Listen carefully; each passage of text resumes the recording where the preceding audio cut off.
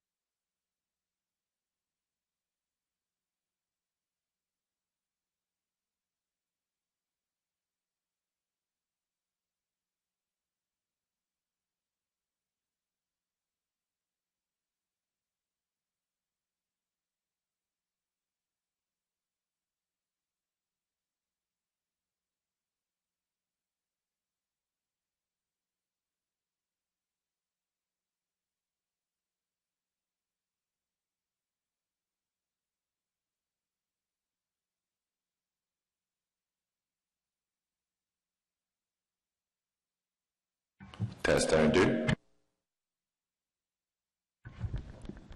Un, deux, test un, deux.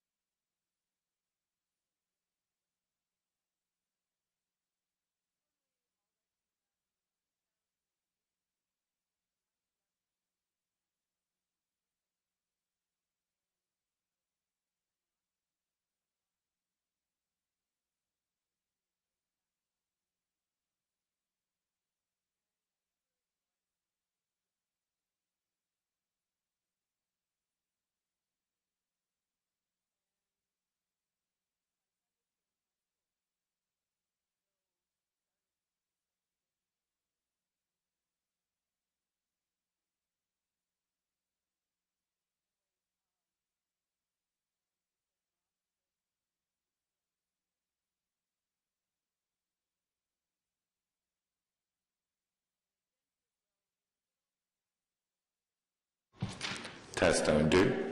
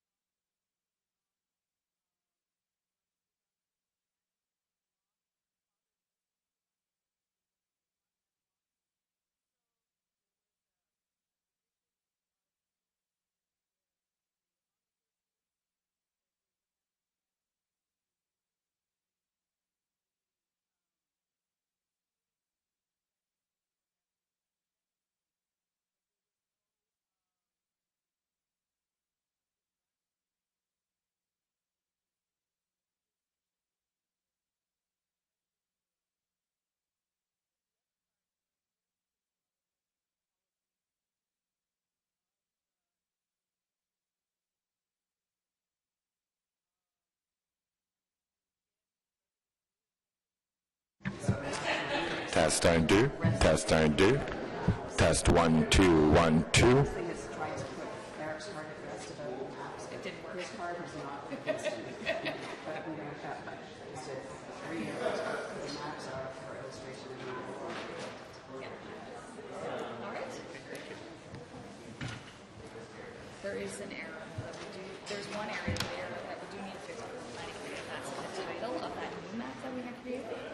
The one that shows the potential districts. It says Sanfield character area, but it should say Sanfield study area because it shows the area of the study area. Test 1, 2.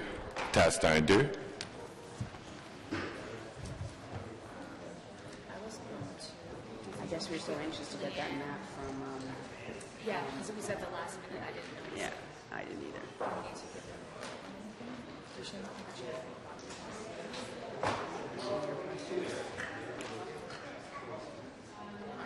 I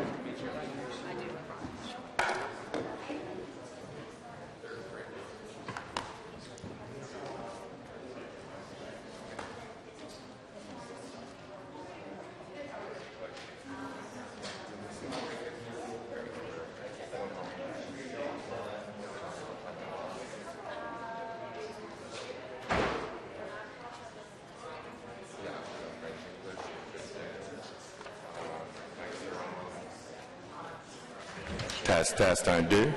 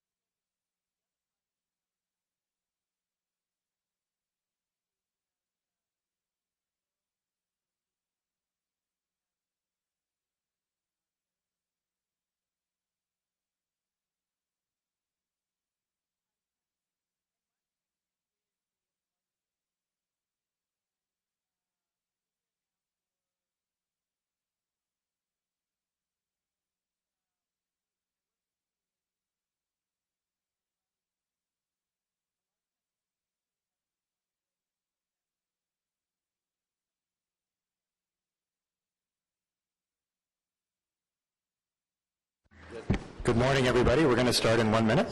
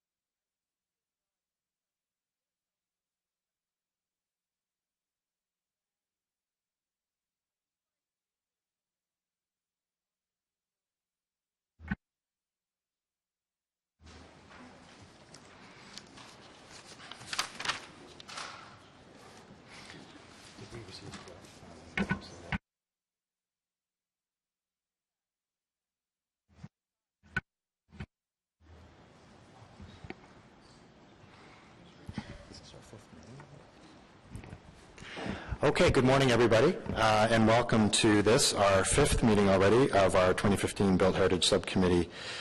And on our agenda today, we have a number of substantive items to discuss, but before we get there, any declarations of interest? No, seeing none. Then moving to confirmation of minutes. So we have the minutes from the 9th April 2015 meeting. Are those carried? Great. Okay, so turning to the substantive portion of the agenda, we have 3 items to discuss and then 1 item under other business. Moving through the agenda, I think we have speakers for our second item and none for our third. So what we'll do is on item 1, the Built Heritage Subcommittee terms of reference. This got deferred from an earlier meeting, and I just want to explain the change that was made as a result of our facilitated session.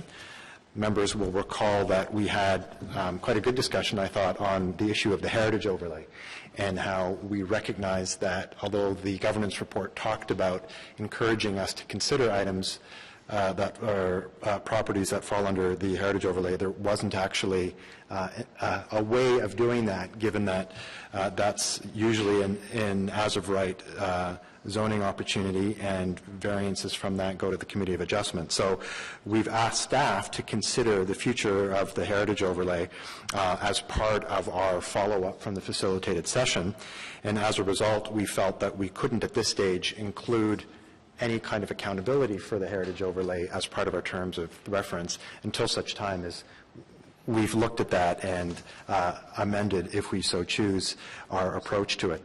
So the revised terms of reference, which you've seen in document 1 under this item, is the same as the original terms of reference, but for the removal of reference to the heritage overlay. So that's the only change that was made from the original terms of reference, which we were considering approving earlier in the year. So with that, any questions on this item before we go to a vote? Okay. Unfortunately, I missed that meeting. So I just, when we say we're moving it forward, is there going to be an opportunity is staff going to come back with some kind of a Yes. Recommendation on how to proceed? Is Yes. that the idea? Before July?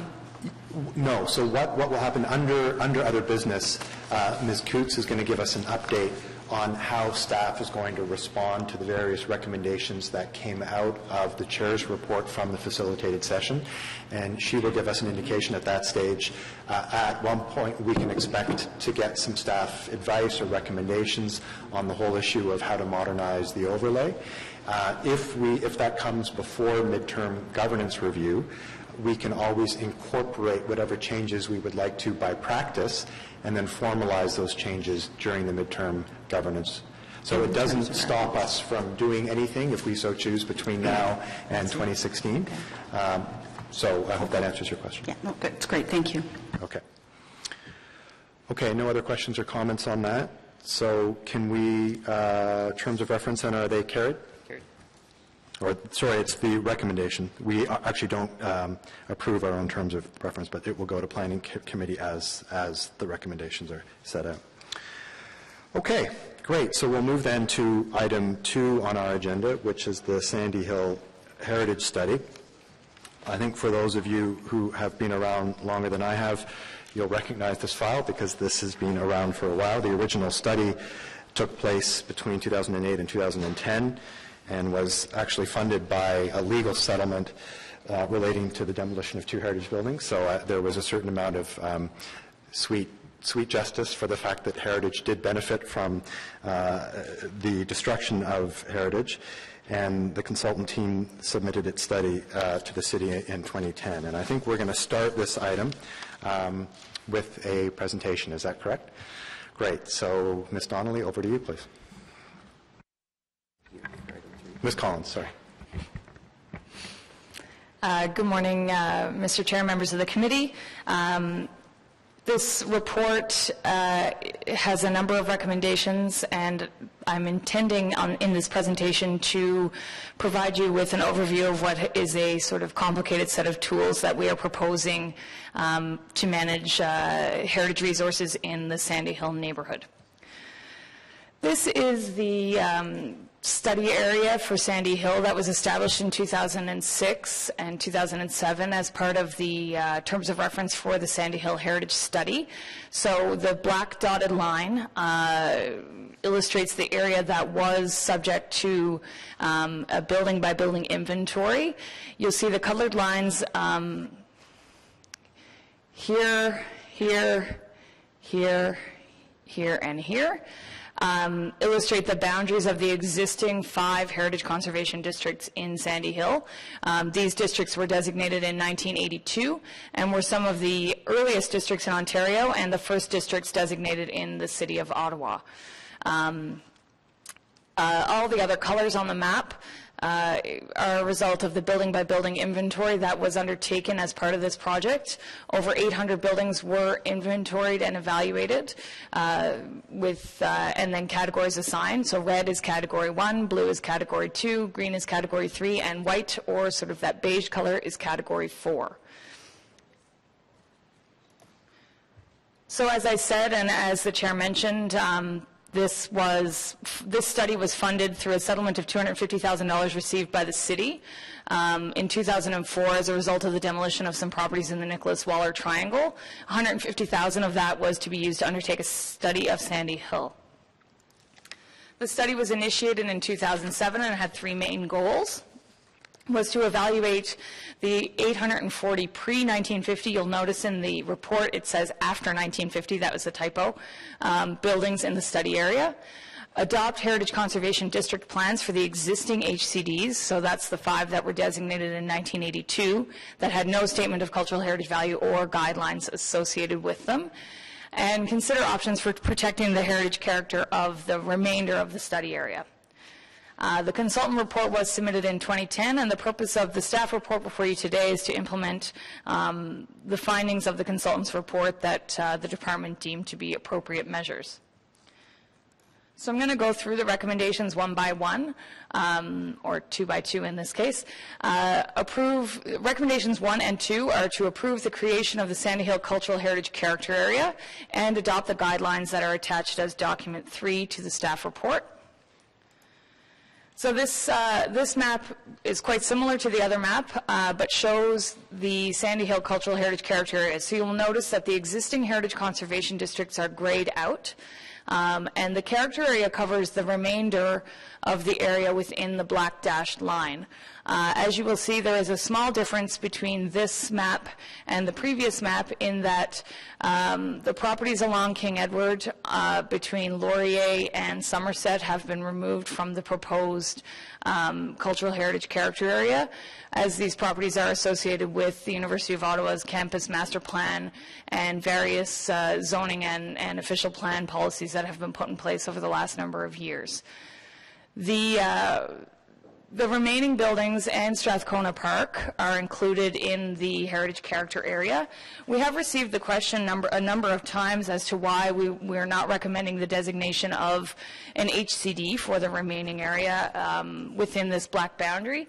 And there are a few reasons for that. One is that the consultant's report did not recommend the creation of an additional HCD. In fact, it states that the area, excuse me, the area consists of a mosaic of mini areas of varying levels of heritage interest. It says there are designated areas of high heritage value, undesignated areas of comparable heritage value, areas of distinct but more modest heritage value, and areas of little or no heritage value. So as you can see, it's not a homogeneous area that would warrant designation as an entire district. So for that reason, the work to date has not demonstrated that a new HCD is warranted here, and instead we are proposing the establishment of a cultural heritage character area. That being said, that does not preclude the creation of a large HCD, or as you'll see later, several other HCDs in this area in the future. So what is a cultural heritage character area? The official plan provides the direction that the city may recognize older residential neighborhoods as cultural heritage characters where designation may not be appropriate, may or may not be appropriate, sorry. And in these areas, the city will prepare design guidelines to reflect the identified cultural heritage features. There is one other cultural heritage character area in Ottawa, and it's in Richmond as part of the Richmond Village Plan. It hasn't really been tested to date, so we don't really know what the outcome of that will be. Document 3 includes the proposed guidelines and heritage character statement for this area, and they're intended to be used by staff and applicants in conjunction with other municipal and provincial planning policy and bylaws. So if adopted by City Council, the cultural heritage character area guidelines would function similar to urban design guidelines and other municipal and provincial planning policy. So they'd be used by heritage staff through the building permit process. They'd be used by land use planning staff through the development review process, and then by applicants. You'll notice there's a section on restoration and that sort of thing. So by applicants in terms of doing renovations to their own properties. So the goals of the cultural heritage character area are to encourage, firstly, to encourage the retention of historic building fabric. Secondly, to assist property owners in planning renovation and restoration projects. Third, to guide new development that is appropriate to the character of Sandy Hill. And finally, to celebrate the history of the neighborhood. So recommendation 3 is to adopt the Heritage Conservation District plans attached as document 4 through 8 for the 5 existing Heritage Conservation Districts in Sandy Hill. So I showed you those on the map earlier. I'm just going to go quickly through them one by one. So the first is the King Edward Heritage Conservation District. It's quite a small district, consists of one block north of Laurier, between Laurier and Wilbrod on the east side of King Edward Avenue. Consists of category 1 and 2 buildings. The Stewart Wilbrod HCD, also quite small. It's a mid-block HCD between Wilbrod and Stewart, between King Edward and Nelson. It also includes one individually designated building, which is the building with the yellow dot. The Wilbrod Laurier HCD includes a variety of quite large properties in the heritage, in Sandy Hill, some of the former villa estates developed in the late 19th century. As you can see, this district has a high concentration of category 1 buildings. And the Daly Avenue Heritage District, which runs generally along Daly Avenue with some varying boundaries along the way, from King Edward all the way to Coburg Street. And also includes a high concentration of buildings that are designated under Part 4 of the Act. So those buildings would have been designated prior to the designation of the district. And then finally, the Sweetland Avenue Heritage Conservation District, which is a small district south of Laurier Avenue between Laurier and Osgood, and consists of quite a different character, I would say, than the districts to the north. And you may remember one of the properties in this district won an Ottawa Architectural Conservation Award this year, 31 Sweetland, the little greenhouse that was dramatically restored. So the Ontario Heritage Act prescribes the contents of an HCD plan in section 41.1. It requires the inclusion of a statement of objectives, a statement of cultural heritage value, description of heritage attributes, guidelines, policies, procedures for achieving the objectives, and a description of minor alterations that do not require a heritage permit. The Act gives municipalities the ability to adopt Heritage Conservation District plans under Section 41.1 for existing Heritage Conservation Districts without jeopardizing the boundary of the district that exists. And all new HCDs require these plans. So the proposed plans that are attached as documents to the report meet the requirements of the Ontario Heritage Act. As Sandy Hill has a very similar history, there are minor differences between the plans in terms of reflecting the individual character of each district, but generally the history is similar and the cultural heritage value is similar, but the attributes have some small differences, and some of the guidelines have small differences when it comes to, for instance, along Sweetland Avenue, the setbacks are quite smaller, quite closer to the street than along in the Wilbrod Laurier HCD, for instance. And if approved by council, the HCD plans would then be brought forward as municipal bylaws to a future council meeting. And that process is appealable to the OMB by any member, any property owner within the Heritage Conservation Districts. Recommendation 4 is the Heritage Register. So as I mentioned earlier, over 800 buildings were evaluated through the Sandy Hill Heritage Study. Of those that are not already designated under Part 4 or Part 5, the department is recommending the addition of 332 buildings to the City of Ottawa Heritage Register, and this is the under Section 27 of the Heritage Act. And if listed, property owners must provide the city with 60 days notice prior to the demolition of the building. So we saw this as an additional tool to help support the cultural heritage character area. As a general rule, almost all of the Category 1, 2, and 3 buildings that were located within the cultural heritage character area were recommended for addition to the register.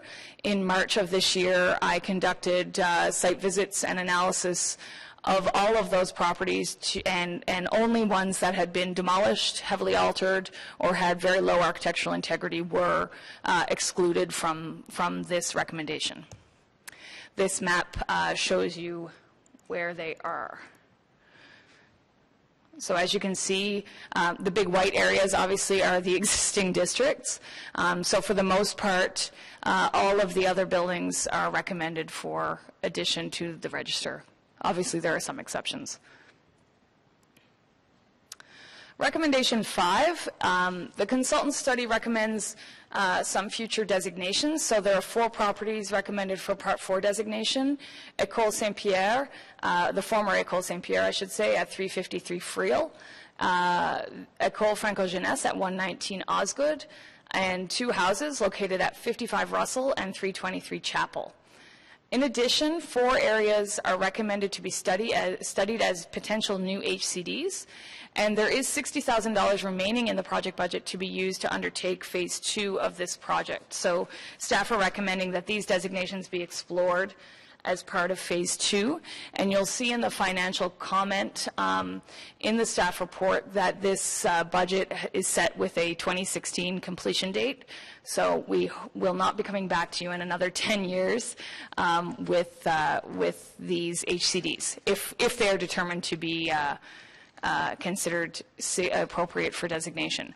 So the areas in pink are the areas that are considered potential HCDs, and you'll remember at the beginning I said that there are areas, the consultants identified areas that are undesignated areas of high heritage value. So these are the areas that they have determined may merit designation. So Range Road and Marlborough, Chapel, Blackburn, Russell, south of Laurier, and then Henderson, Nelson, and King Edward was identified as part of an area that might merit designation in the future.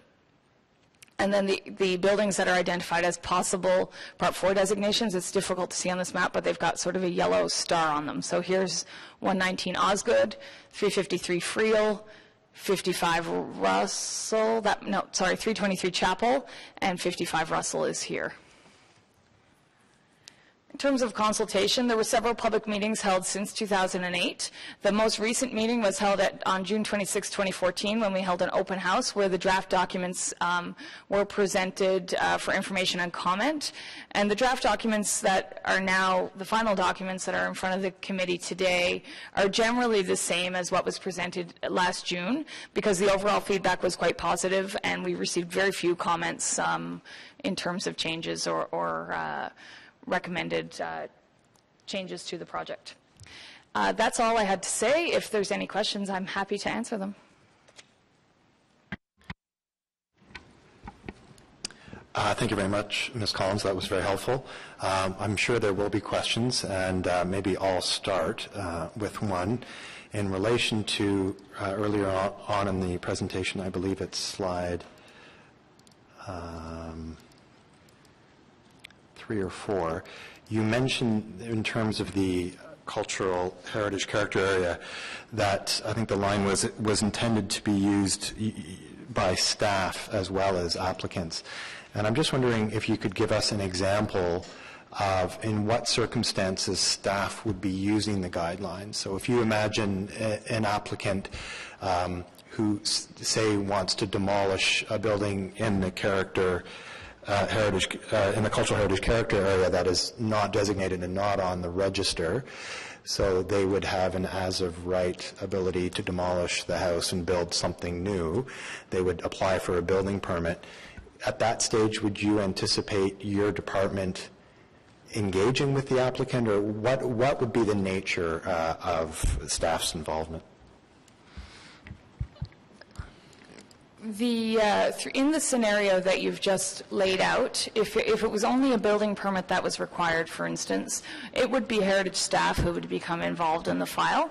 So the building permit, all of these properties will be flagged in our electronic system as being located within the cultural heritage character area, which will mean that any building permit that is applied for within this area would automatically be referred to the heritage section for review. So in the instance where it's a building that's not on the register and they could demolish it, you know, within a 10-day building permit sort of thing, and they're replacing it with a new single-family house, for instance, that requires no other planning applications, we would try to work with the property owner to ensure that the design of the new building meets the guidelines that are within the Sandy Hill Cultural Heritage Character Area. The other way I think it would be used is where you have a demolition or a demolition, say, and a new development where there's more, you know, there's other planning applications, there's minor variance or severance or that sort of thing. This would become part of the policy framework that would be used by the land use planner in assessing whether or not the application is appropriate. And then finally, I think the sort of goal here, and I mean, I think it's important to emphasize that despite some developments that have occurred in Sandy Hill over the last few years, in general, Sandy Hill retains a very high level of integrity in terms of its historic fabric. And I think that's partially because there are a lot of property owners there who really value the historic character of the neighborhood and do their best to retain their buildings. And so one of the main goals of this is to provide those property owners with advice and assistance in making the right decisions for their historic properties. Okay, thank you. That's helpful. Member Smallwood. Thank you, Chair. I noticed that one of the comments you make is that you have eliminated or suggested the elimination of the properties that belong to the University of Ottawa on King Edward Avenue. And when I look at the list of goals for these properties, it would seem to me those goals would be shared by the University of Ottawa. So I wondered if those properties had been included, were not eliminated, the university would still be able to demolish, they'd still be able to develop. It wouldn't stop them from doing anything they want to do. It would just mean that they would go through the process like other residents of Sandy Hill would go through. Is that correct? That is correct. They could still demolish the properties and redevelop the properties if they had been included in the character area.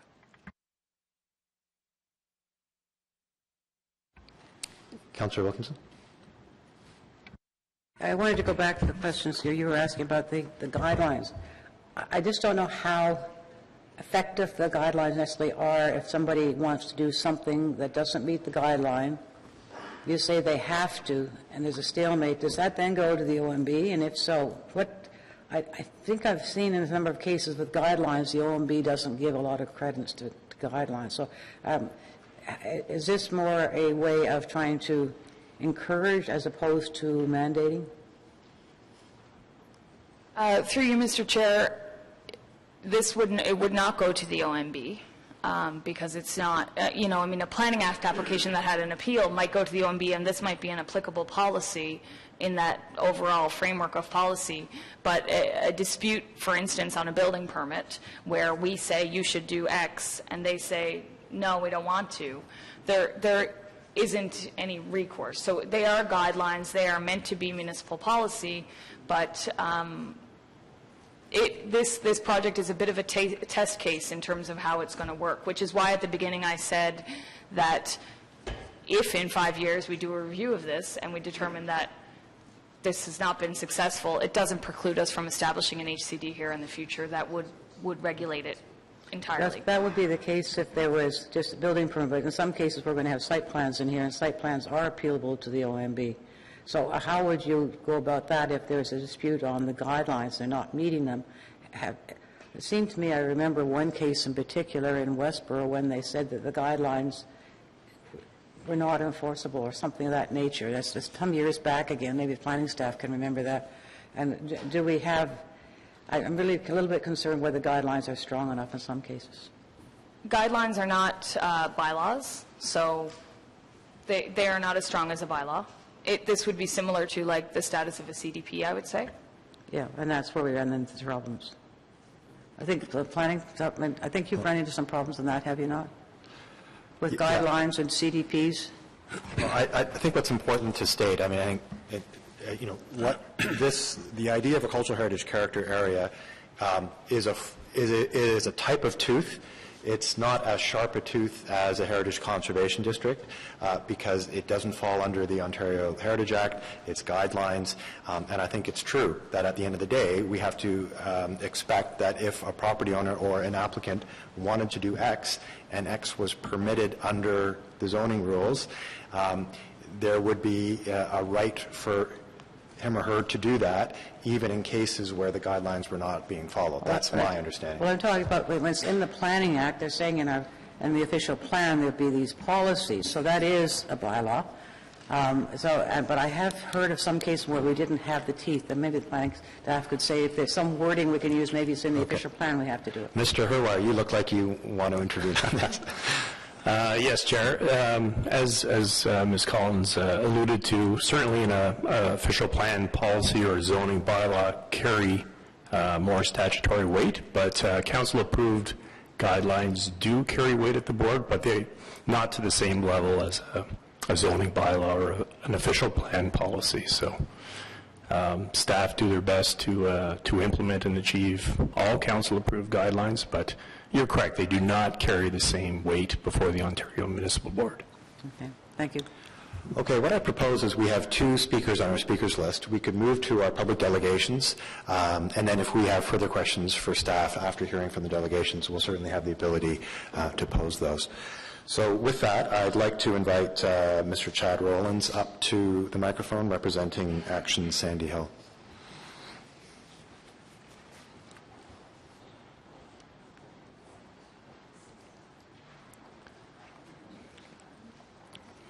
Good morning, Mr. Rowlands, and welcome back. Good morning, Mr. Nussbaum. Thank you, Councillor, for giving me this opportunity to speak. Action Sandy Hill submitted a letter yesterday. Apologies for the delay in submitting it. I hope you all received it. Just to reiterate a few points from that letter, Action Sandy Hill supports the creation of the Sandy Hill Cultural Heritage Character Area, but we do remain concerned that it's maybe not sufficient. We've just heard some questions that indicate that there may not be enough teeth to it to actually achieve the goal of preserving our significant built heritage in this area. So for that reason, we think that designation under Part 5 for more of this area, if not the whole area, would have been much more effective in preserving it. We understand that there are reasons for not having done that. One that we were advised of was that there is the possibility then of dispute or appeal of the existing areas, and of course we don't want to risk those areas, but we think that that should be studied further, how we could do that. We're opposed, though, very much to the change of the boundaries for the area. The university's properties on King Edward, south of Laurier, were very specifically included in the study area. There's only about 30 buildings there affected, and the study itself identified, I think, 9 of those buildings as Group 2 and 18 as Group 3. So there are, in fact, there is, in fact, some heritage value to those buildings and to that area.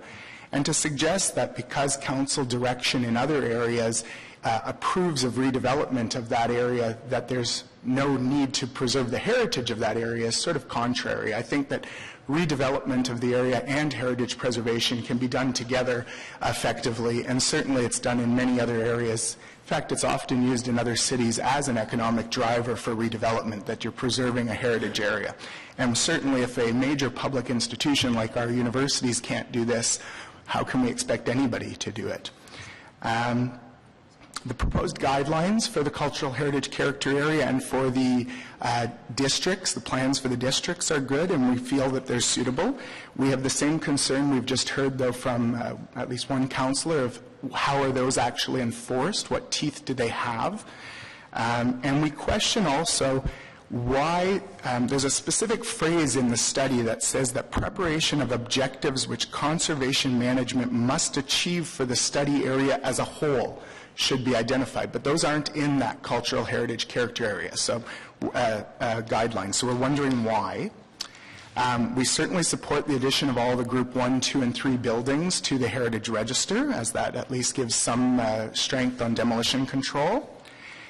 If there's any that were left out, I think we've heard why they were left out, and that's probably sufficient to understand. So we also support Phase 2 of the study, but we would actually like it to go a little bit further. We'd like it to look at designating the whole area or designating more of the area under as Part 5 under the Heritage Act. We'd also like to look at all of the Group 1 buildings from the study and see if they're not of value in terms of designating them individually as Group 4 under Part 4 of the Act. And then, of course, we've already heard about a timeline, so we're very glad to hear that 2016 will be set as a timeline because, of course, this study has dragged on for a decade, so we would like to see further action sooner. And then just the last thing, there's a number of other measures that were talked about in the study that really haven't been addressed and that we're hoping that Council will give direction to staff to address. There was talk of the creation of heritage overlays, the use of cultural heritage impact assessments, increasing property standards enforcement. That's a really key one for Sandy Hill. That's often the problem, frankly. Financial incentives for heritage buildings, extension of demolition control, and establishing a protocol to strengthen heritage conservation opportunities for diplomatic missions. These are all things that were talked about in the study, and they're lacking from this proposal, and we'd like to see something happen in these regards. So we just encourage Council also to look at ways to inform property owners within heritage conservation districts of that fact that they're in those districts and of their obligations, to develop ways to enforce all the aspects of these guidelines and plans, because we see often that city guidelines are not enforced. And of course, finally, as we've talked about before here, we really want to see Council find ways to incentivize heritage preservation as an economic driver. Thank you. Thank you very much for that presentation. You came in just with 13 seconds to spare, so it was perfect. Questions from members for Mr. Rollins? Seeing none, thank you very much for coming. I'd now like to invite Andrew Sacret up to the podium from the University of Ottawa.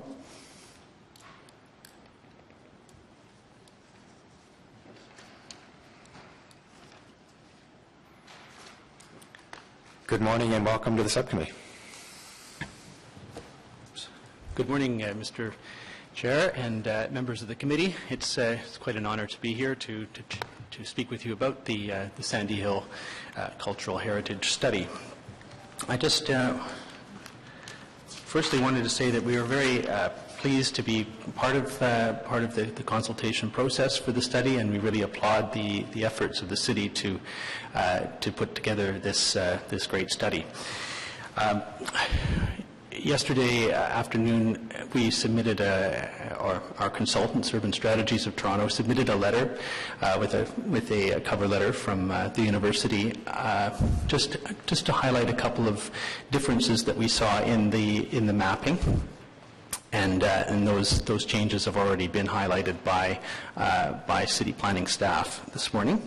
So just wanted to make sure that we brought those to the attention of the committee and that they could be addressed. So as you've heard and as you know, the University of Ottawa has been working very diligently over the last 10 years and more to develop a vision for King Edward Avenue as part of our campus master plan. And so to make sure that vision is realized, we have been trying to get the planning framework in place. The basis of the letter that we submitted is simply to acknowledge that the cultural heritage boundary should be consistent across all of the maps in the study, and there are a couple of things on documents 9 and 10 that we felt needed to be altered. So one is simply that there are some properties along King Edward that are shown in purple on the map, and those, just for confusion, to avoid confusion, those should be, that's document 9. Just those properties in purple should be taken off the map so that they're outside of the cultural heritage character area. And similarly on document 10, if the cultural heritage area boundary is shown as on document 2, that is going down the middle of the block between Henderson and King Edward, then first of all, we like the boundary changed, and then simply that the inclusion of the heritage character district, future character district, should be altered slightly as well. And just to mention that the University of Ottawa has been quite diligent in the last several years to invest in heritage resources. We've just recently finished renovations to Tabaret Hall and the lawn in front of Tabaret and the Grande Allée. And just last week, the opening of the new Alex Trebek Pavilion. This is the Alumni Hall at the corner of Séraphin-Marion and Cumberland. And that was quite a significant investment, nearly $4 million that went into that particular project. We're also looking to the future and understanding that we have some other resources, such as 190 Laurier. That's the building right on the corner, the development office, which is a nice old building, and along Henderson Avenue as well, where we own a number of residential properties and are actively developing some principles and concepts for how to revitalize those properties.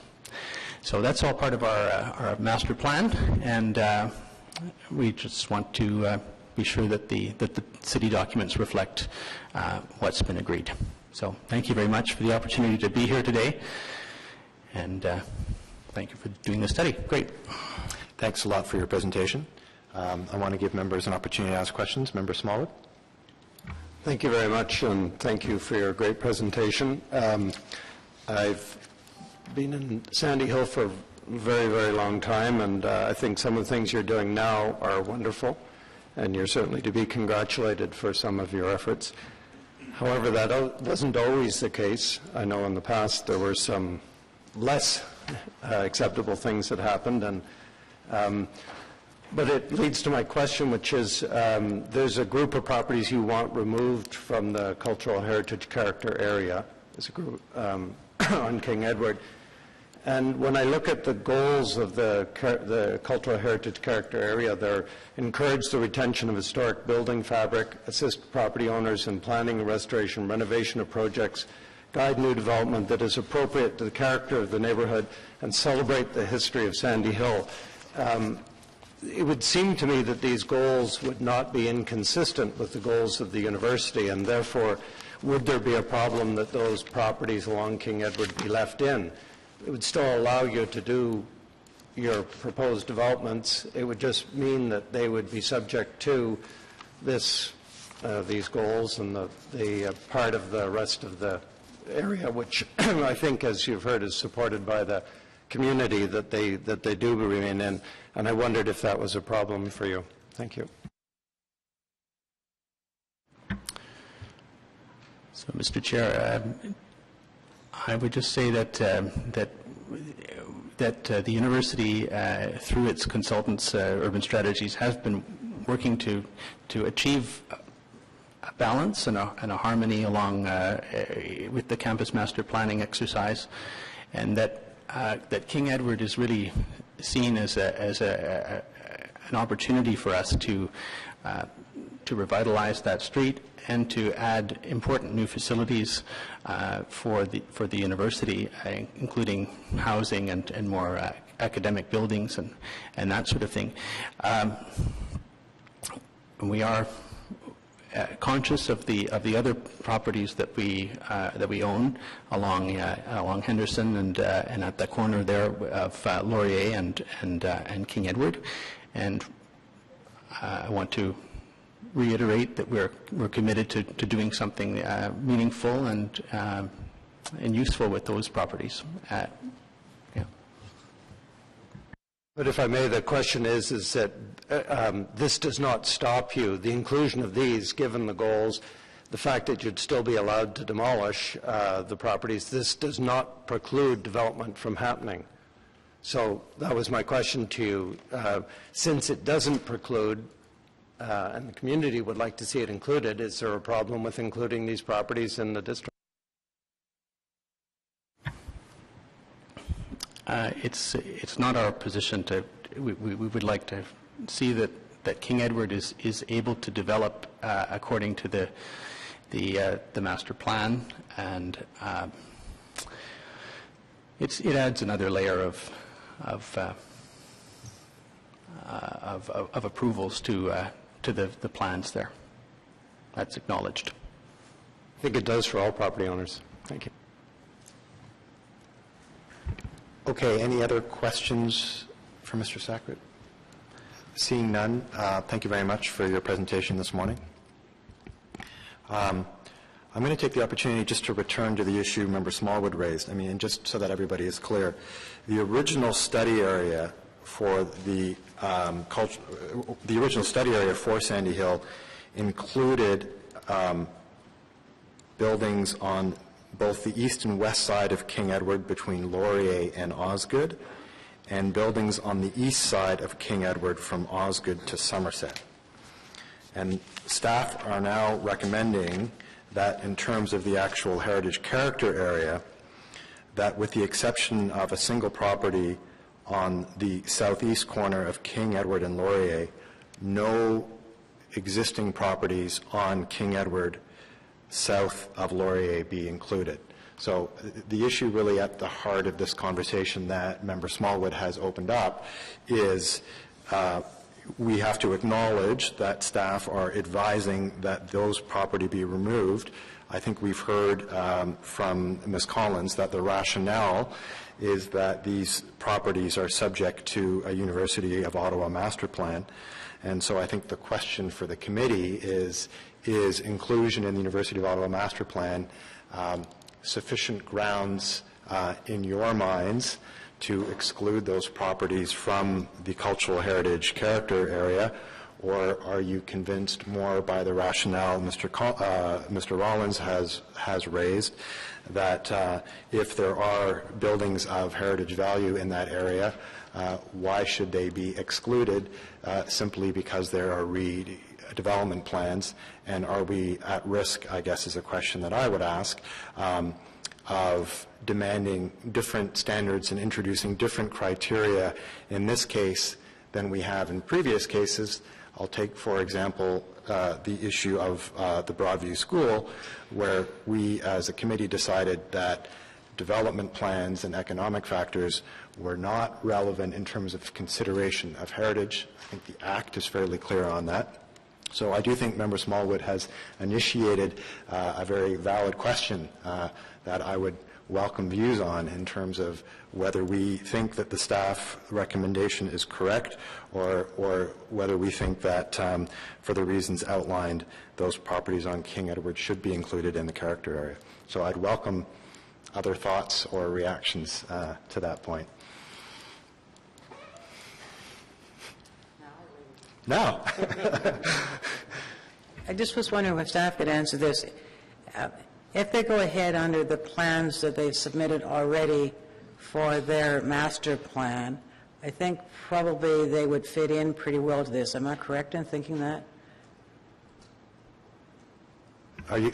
I think who are you directing your question to? Planning staff that because they're the ones who are going to be implementing these things. Well, maybe the question is... The planning department had this master plan for the university last meeting. If they follow that in building, would they be in accordance with what we're looking at for the rest of Sandy Hill now?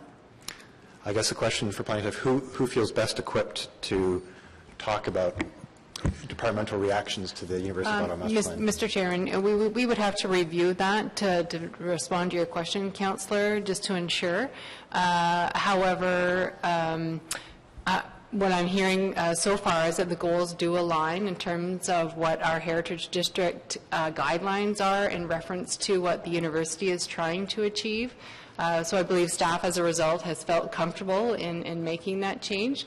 But certainly it's a valid discussion, and we could take further review of both documents to ensure and provide you with a response. I think it'd be more comfortable if we knew that. The second thing is there any legal obligation for them to follow their own master plan? Do we have any? Is it going to be incorporated in the city or anything? Because things can change. Maybe I don't think they're going to change now, but let's say in 5 years it could. Mr. Chairman, the University of Ottawa document will not have statutory rights within the city's I think that's what some people are a little nervous about, that by having it in as, because this is guidelines, I think they probably meet the guidelines and what we put in right now, so it wouldn't impact them, but if they change their mind, that's what I think people are probably a little concerned about. Yeah, and I think it's important to be clear, following from your earlier question, Councillor, is that there is nothing in a cultural heritage character area that would prevent any proponent really from doing anything that fits within the general zoning. That's right, and I think that their plan does that right now. If what I saw of it, pretty well does.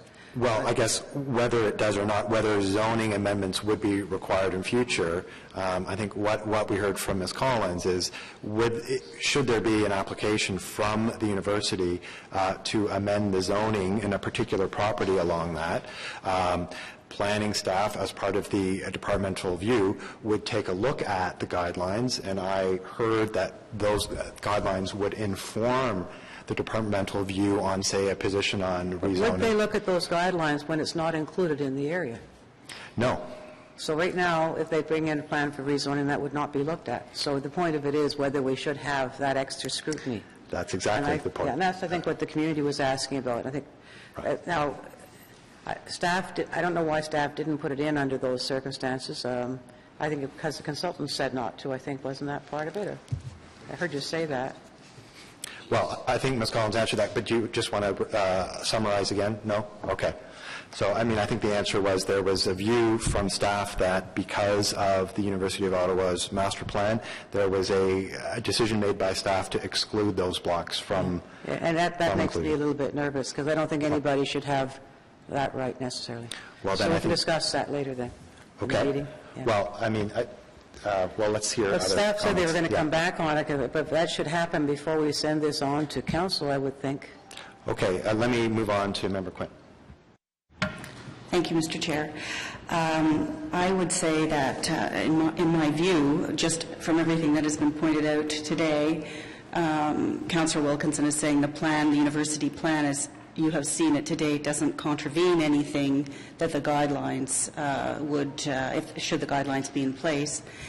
To me, it's an opportunity for the university, if the guidelines remain as recommended by the study, as opposed to the cultural heritage character area, it would give the opportunity to the city to work with the university.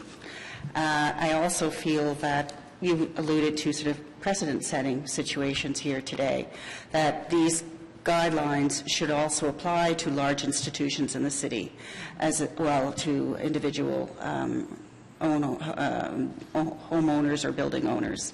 So my position on this is that the boundaries revert back to the recommendation that appeared in the study, as opposed to the amended area as we've seen outlined.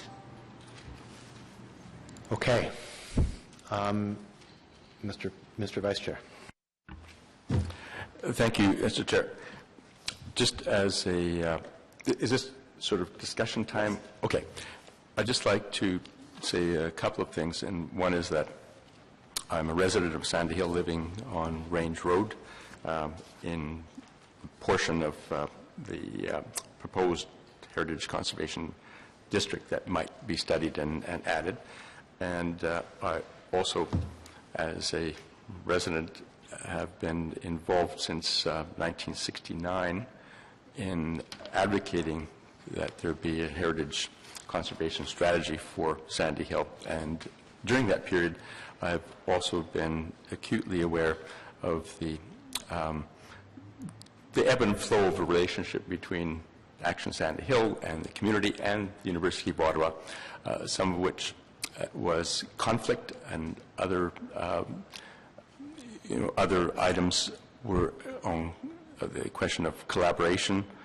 As an example of good collaboration between the Sandy Hill neighborhood and the University of Ottawa, the University of Ottawa offered land along Nicholas Street in order to allow the bus transit way to be located in that location, now the LRT, as opposed to King Edward Avenue, which was the region's first intent. So there are examples over the decades of different kinds of relationship between the community and the university.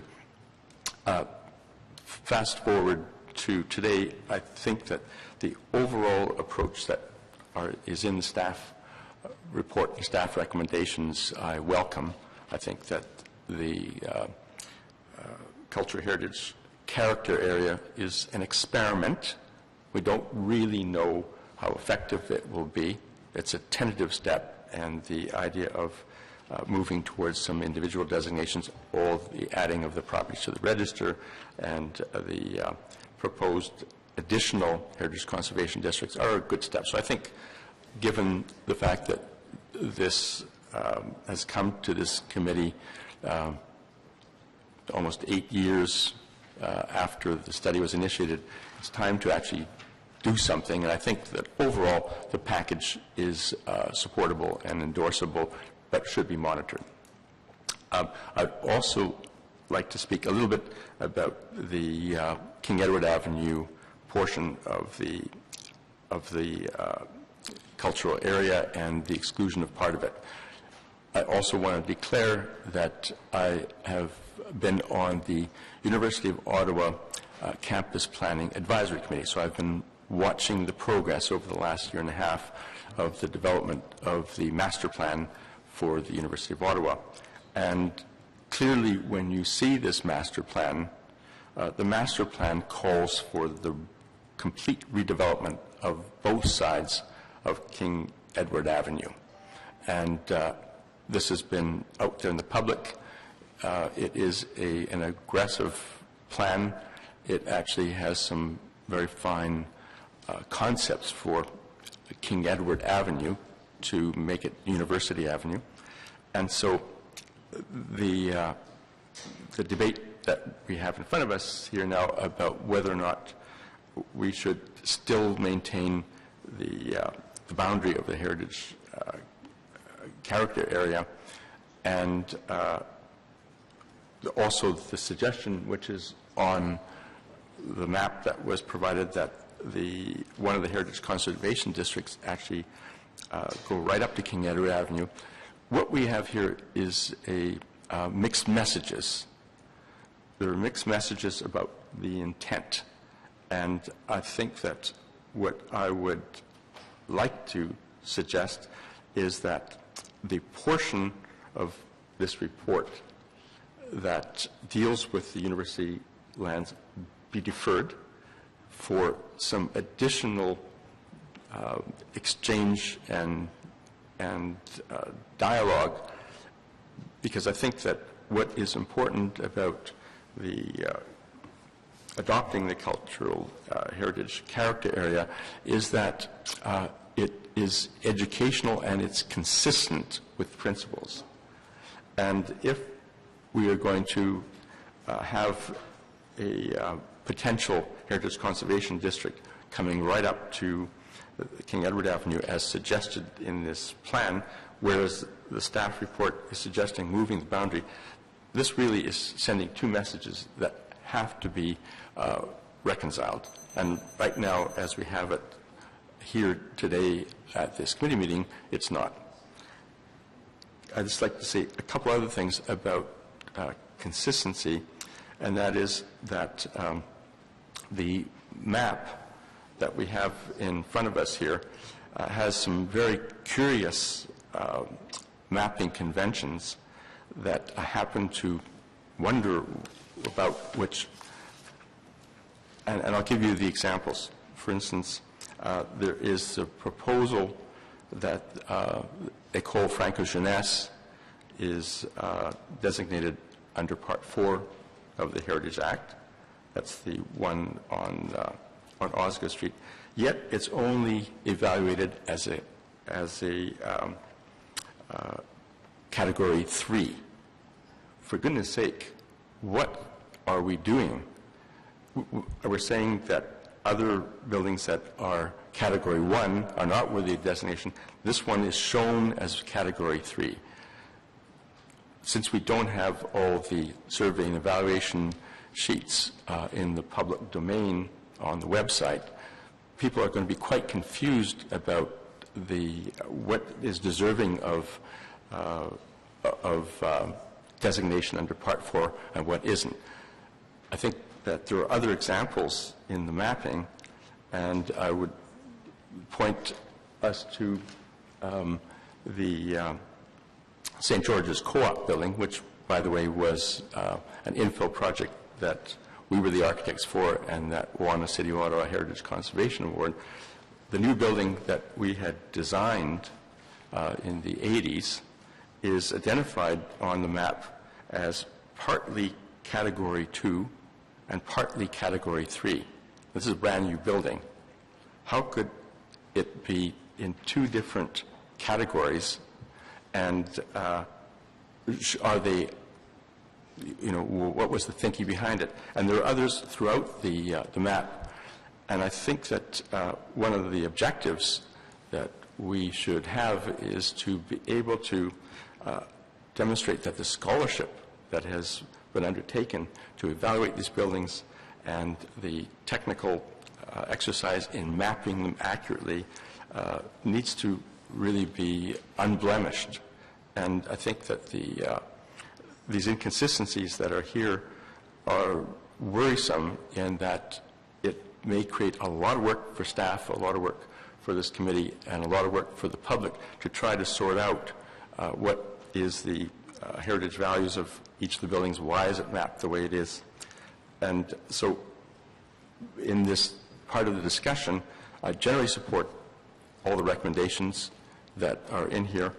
I would like to suggest that we defer the portion of the moving of the boundary for some further dialogue and discussion between the University, Action Sandy Hill, and city staff, and have that part come back to this committee and with the ability to have a more informed recommendation to Planning Committee at a later date. Oh, Mr. Chair, may I just interject with a The map is illustrative. It is not a legal document, and I have the Heritage Survey form for École Franco-Jeunesse, and it is a Category 1 building. So I think the real question here is to, again, verify the map and bring the map up to date. And, of course, when and if the École Franco-Jeunesse comes for the consideration of the committee, regardless of what its status was at any time, it is up to the committee and council to recommend designation, regardless of whether it was a Category 1 or 3, although it was reassessed as a 3. And the question of the public accessibility of the Heritage Survey forms, we are working to update the city's website, but the documents are public, and we're at the public meetings and could be freely distributed to any member of any committee and the community upon request. So I apologize. Again, we keep working on the map. It has a lot of buildings on it, and we will correct those. Thank you. Thank you, Ms. Coates. So, Member Smallwood, please. Thank you. I don't see the point in deferring the discussion of the boundaries. It seems to me that we understand from the University of Ottawa they want to be good residents of Sandy Hill, and I think they should be treated as all other good residents of Sandy Hill and conformed. We have heard from them that this won't stop them from doing what they wish to do. It just means that they go through the same process everyone else in Sandy Hill goes through.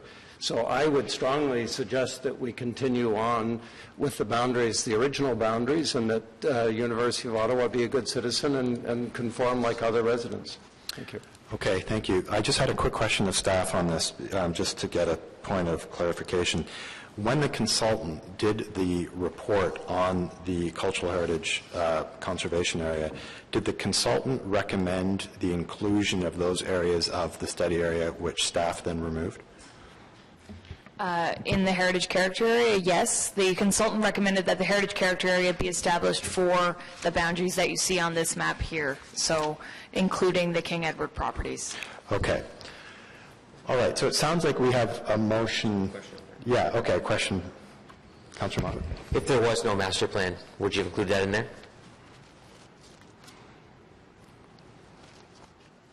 That's a difficult question. It wasn't just the master planning exercise that prompted us to remove it. It was through consultation with the university and various council decisions that have been made over the last 5 to 6 years on zoning and official plan policies in this area. So there were a number of reasons that it was removed. So it sounds, Member Smallwood, as if you are interested in putting forward a motion to amend document 2 of the staff report to include the original Sandy Hill Heritage Study Area boundary. No words exactly. So I'll say that again. Member Smallwood is getting ready to table an amendment to recommendation 2 of our list of recommendations. Recommendation 1, which would be approve the creation of the Sandy Hill Cultural Heritage Character Area for the area shown in document 2. I guess it would be comma as amended. And then in document 2, the borderline along King Edward would mirror that of document 1. So we could even say for the area shown in document 1, if that makes things easier. Because I think that is the only difference in the study area versus the proposed Sandy Hill Cultural Heritage Character Area. So if that makes life easier, I'm looking at our legal staff, we could simply say for the area shown in document 1 instead of document 2. Is that correct? Yes, Mr. Chair. Okay. So I'm looking for a little bit of help here. I guess what we are doing first is we're voting on Member Smallwood's amended recommendation for recommendation. Document 1 on my binder is the Sandy Hill Heritage Study Area, which includes the. Does everybody else have the same map I'm looking at? Yeah. I'm looking at the one in the report. It says document 1 Sandy Hill Study Heritage Study Yeah, Area. that's it. The stuff is blocked and taken out of it No. online. Ms. Collins, could you help Councillor Wilkinson out, please? And just Did Barry move referral? Did you move referral? Did you move deferral? Or no? which goes first? Exactly. Well, deferral goes first. So, If you moved it. Mr. Vice Chair, if you are moving deferral of recommendation... What? Yes, I am moving the deferral for that. Let's call it the... Okay, so I think the order is first we would vote on the motion from the Vice Chair to defer recommendation 1, which is the approving the creation of the Sandy Hill Cultural Heritage Character Area. And if that is true, then we would strike recommendation 1 from the report that we're approving today. So, yes. Sorry, Mr. Chair, my recommendation is only not to defer it all, but only that portion of the, let's call it the disputed land between the two. That would be my, the motion that I would like to make.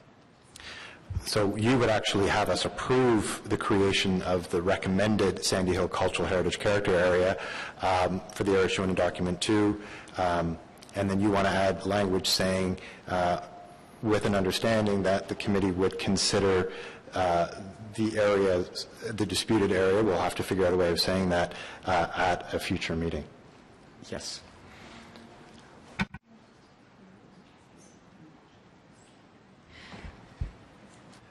Okay. Legal, can you help us out here? Are you comfortable with the Vice Chair's proposal to not defer item 1, but to approve it, but with some condition of the committee reviewing the disputed zone? Which committee, Mr. Chair? This committee or Planning Committee? This one. I think, if I may, that the appropriate recommendation would be to refer, if that's the intent, would be to refer this discussion back to staff on that particular portion, and then have it come back before this committee or back before Planning Committee, as opposed to what had been previously suggested. If I may, Mr. Vice Chair, it may be easier if you want, I mean, as opposed to approving this piecemeal, just to defer or strike recommendation 1 from the report, if that's your motion. I do worry that approving it as is and then reviewing it next meeting and then maybe adding another section is going to add an element of confusion to the discussion, which may not be helpful. But I'm in your hands. Well, I would like to get the, Christine, to provide some text. I think that the objective would be to seek clarity and to take that area which is in dispute and either refer that back to staff to bring back again, whether or not the Councillor Smallwood's motion, which is to include it all in, or the staff report, which is to exclude that portion. I'm not quite sure, from a procedural perspective, I don't know which way would be the best way to achieve this, but I think that that area does need more discussion between the parties involved. And I'm not a good drafter of motions, so I'm looking for some advice as to how to achieve that. Mr. Chair, I believe what I'm hearing the Vice Chair say is that he would like to refer the portion that involves the King Edward Street and the University of Ottawa back to staff for reconsideration, and then have it come back before this committee or Planning Committee with their determination. Is that what I'm hearing, Mr. Chair? That's what you're hearing. Okay. And I can draft that motion at the direction of the Chair. So to be clear, we would not be voting to approve the report today. Well, sorry. I mean, so what we've just decided is the Vice Chair's motion to defer recommendation 1 will come first. We'll vote on that, and then we will vote on Member Smallwood's recommendation to include, to amend paragraph 1 as we discussed. Yes, Mr. Chair. Okay. So, It's just a case of whether or not we are giving any direction to staff. We sent it to staff. Staff has already said to keep that out. so it's kind of hard to get them to give a different recommendation. If we think that if we would prefer to have it in, we should give them that kind of a direction, and I think it should come back to this committee because we're the ones that are making the recommendation to Planning Committee for that one. In that case, Councillor Wilkinson, you would vote against referral, and you would vote in favor of what Member Smallwood wants to do. No, I'd like to hear what staffs have to say, but I think they Right, have to but be told we already heard what that we staff would has to like say. them to look at it with a new lens than they did before. But if they're going to do the same thing, it's kind of useless to send it to them. It's going to come back and say, we already said it should be out. Then it's going to come back saying it should be out. The staff doesn't usually change their mind unless there's some really Look, I think the way we should do this, I mean, I have a sense, having heard from a majority of people, I think we should deal with the Vice Chair's motion first. We can vote on that as we wish, and then we'll deal with Member Smallwood's motion. So which is to change that to... So okay. first, on the Vice Chair's motion to defer approval of approval of item 1 to a subsequent meeting, subject to a discussion with staff in the University of Ottawa. Refer it to staff to bring back to a subsequent. Yeah, refer to staff to bring back to the committee. All in favor? No, yes, nays. Yeas? Recorded vote. Okay. You going to do it? Yeah. Okay.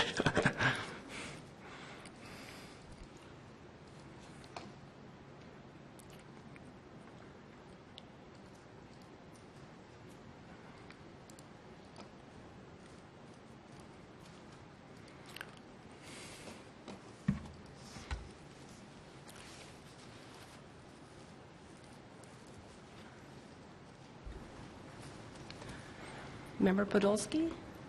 Yes. Member Quinn? Oops. Nay. Member Smallwood? Nay. Councillor McKenney? No. Councillor Moffat?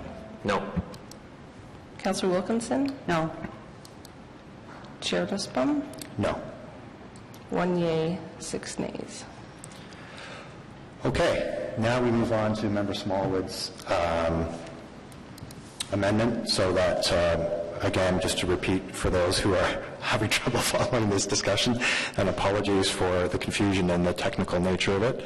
So now paragraph 1 of the series of recommendations, Member Smallwood is proposing an amendment so that approval of the creation of the Sandy Hill Cultural Heritage Character Area for the area shown in document 1, not document 2, which, just for clarity, document 1 is the original study area, which includes the aspects of King Edward, which I outlined earlier.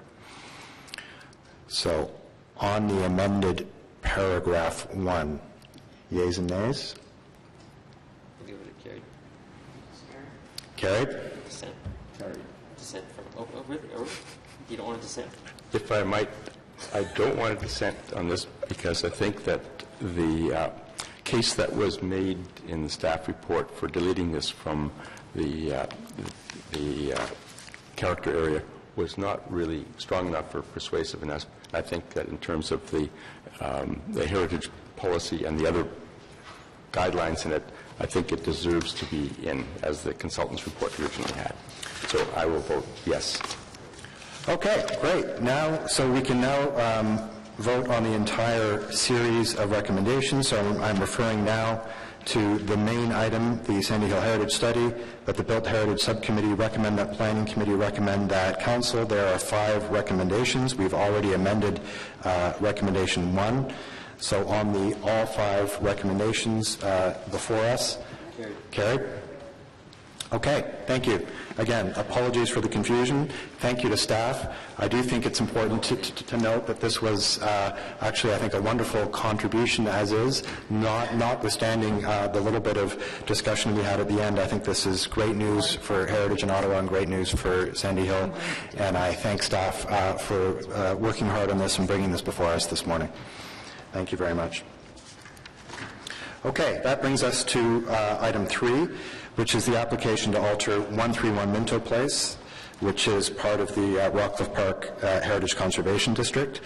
So the specific recommendation before us is to approve the application to alter 131 as per the drawings, which you've seen in the document, to delegate authority for minor changes to planning and growth management, and to issue the heritage permit with a 2-year expiry date. There is no presentation on this item, but if members have any questions, I know that staff would be happy to answer them. There is a technical amendment on this item, which we'll get to before we approve the recommendation. But before we do that, which just deals with the fact that there was a missing elevation, which has been circulated. But on the general item, any questions for staff on this application?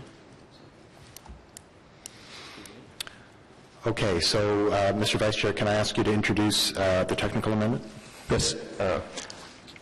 Technical amendment is whereas document 4 includes the elevations of the proposed alterations, and whereas the south elevation was inadvertently omitted from document 4, therefore be it resolved that the south elevation rendering be added to the staff report. Carried? Carried? Okay, and then on the main recommendation with regard to item 3, is that carried? I wanted to make one comment about it, if I could, so before or after. Okay, we'll just carry the vote first? Sure. Carried. Okay, and please, a question or comment from Member Small. Yeah, I just wanted to make a comment on, that had been made in the report, and I wasn't sure if everybody understood the reasons the 2 comments were made about the use of true divided lights in proposed new windows, and also the idea that shutters, when they're installed, should actually be as if they were operable. And I wasn't sure if the committee understood those comments or not, and I was happy if there were any that didn't to explain them. Thank you. We're all good? Thank you for the offer. Okay, so that concludes the substantive items. We do have just a few other things to deal with before we adjourn, which is that, are there any inquiries firstly? No, I see none. Okay, under other business, as I mentioned at the last meeting, staff had offered to provide us with a verbal update in terms of the chair's report following the facilitated session. So as you'll recall, we had listed a number of items on which we felt we would benefit from staff's further advice and work in terms of some of the questions and comments we posed at the facilitated session. And Ms. Coots is now prepared to give us a bit of a sense of when the department feels it can get back to the subcommittee in answer to the questions and comments posed from that report. Ms. Coots. Thank you, Mr. Chair. So what I did is I went through the recommendations that were passed by committee last week, or last meeting. There were 7. One of them we've already discussed today, the heritage overlay, so that will be for the next term of council. The other recommendations. Sorry, Ms. Coots, I'm going to stop you there. Can you? I didn't understand what you said. The heritage overlay is going to be referred to what, sir? No, I'm just referring that we had the discussion already earlier today about it, so I'm not going to address it again because it had been discussed this morning about when you were approving the terms of reference. Yes, but there was a recommendation in the chair's report that staff examine options for modernizing Section 60 of the zoning bylaw, particularly in relation to properties that are not designated. So that is a request for staff to return to us with some advice on. Right, and I thought that this morning we reiterated that there was a request to staff to return, and that it was prior, and it was going to be prior to the term of council review, the midterm review. Okay, so that's what you're saying. It'll come within the next 18 months. Yeah, sorry about that confusion. Yeah. So the other recommendations were regarding options for a process whereby the Built Heritage Subcommittee can be notified of OPAs and zoning bylaw amendments. The notification could start immediately. I could get the committee on technical circulations. The thing that will take time with relation to this is we have to look at how the committee wants to deal with these once they've been circulated, and so I anticipate that that is something that we can look at a method, maybe have a smaller discussion with members of the committee to see what they would like to do, and that can be done, I think, within the balance of 2015. The other, they also asked about the Heritage Register. Again, that the Heritage Register and its updating is top priority on our work plan. It's also there are also various incentive or initiatives associated with it. That continues. We are our summer student has started some basic work on it. So, and then the major question there, the piece of work out of this is the what does it mean when we've done the review and we have a larger register, and that would and there was discussion about looking into what other municipalities, such as Markham was mentioned. I've talked to the OP team about the mechanisms for this, and certainly I think within 2015 or the beginning of 2016, that is a report that we could bring to committee to look at using the official plan as a tool to strengthen what the committee can do in terms of commenting on interventions to buildings on the Heritage Register. We've dealt with the heritage overlay, cultural heritage impact statements. Right now, cultural heritage impact statements, when there's development that that won't be coming to Built Heritage Subcommittee. For example, the one at Queen Elizabeth Driveway and 5th Avenue right now, it has a cultural heritage impact statement because it's adjacent to the Rideau Canal, but there's no mechanism to bring that development to Planning Committee or to Built Heritage Subcommittee yet. But that's what we're looking at. But there was a cultural heritage impact statement submitted with that, and so in terms of notifying the committee so you can see them, I can, they're on DevApps. I can arrange with the chair that with the assistant that every time one of these comes in that you're not going to see, we send you an email and direct you to DevApps. Or I could begin to we now ask for 2 copies. If we asked for 9 copies, we could all have one. So that's very simple, and it's all I need is direction from the committee as to how they want to see these cultural heritage impact statements. Well, maybe on that point, there was specific language in the recommendation that these items, and I think the idea, and I mean, I guess staff could tell us whether this is plausible, that the address or the application could simply be listed as an information item, and that would then trigger members, if they wish to then go into DevApps, they would know to, because it would be listed. Right. Is that something that's what, sorry, that's what I meant just now, that we would find either email or on the agenda or whatever, and that could be, we could start that, in 5 minutes. It's not, that is very easy to implement. No report is required.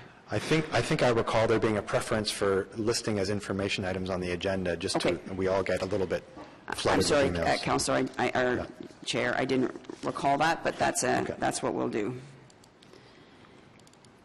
And then the developer procedure to provide information for Part 4 designations that we have that do not meet the criteria. And I think that that would just be in the form of an information report, and we could start writing that report on an annual basis. So that doesn't require further study.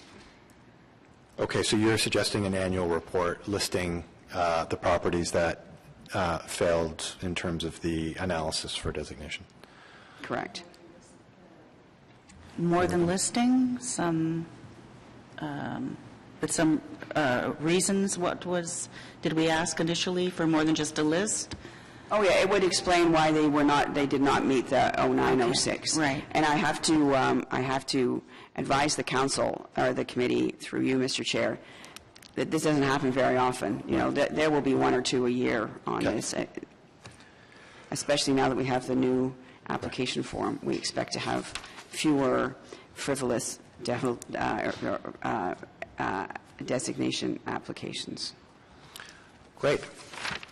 Thank you very much. So just to... So to sum up, we'll start with the cultural heritage impact statements. We'll get them, we'll work out a system. I'll work it out with the assistant. There'll be 2 reports forthcoming, one about that will outline a method that you will look at the zoning bylaw amendments and OPs, and we will develop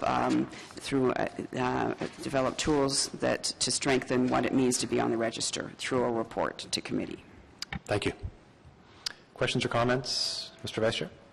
I just wanted clarification. You said that notifications about OPA and rezonings can start immediately in terms of the in terms of receiving them, I just have to ask the people who do the technical circulations to put the Built Heritage Subcommittee back on that list, because as OBAC and LACAC, it was on for years. Yes. And so when someone submits their 42 copies for a development application, one of those technical circulations, or when we do our 42 copies, one of those technical circulations will come to the committee.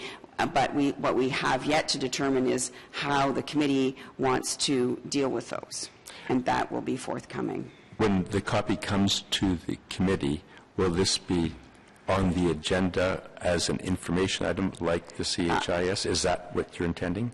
The intention is that, through you, Mr. Chair, that we have not yet determined how Built Heritage Subcommittee will deal with that, and that is why we'll come back, as I said, with a report or with after consultation with the committee to see how the committee wants to deal with those.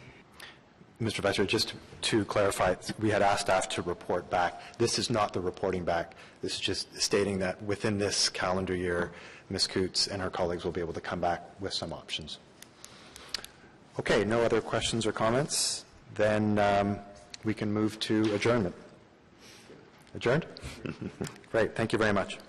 Our next meeting is Thursday, the 11th of June.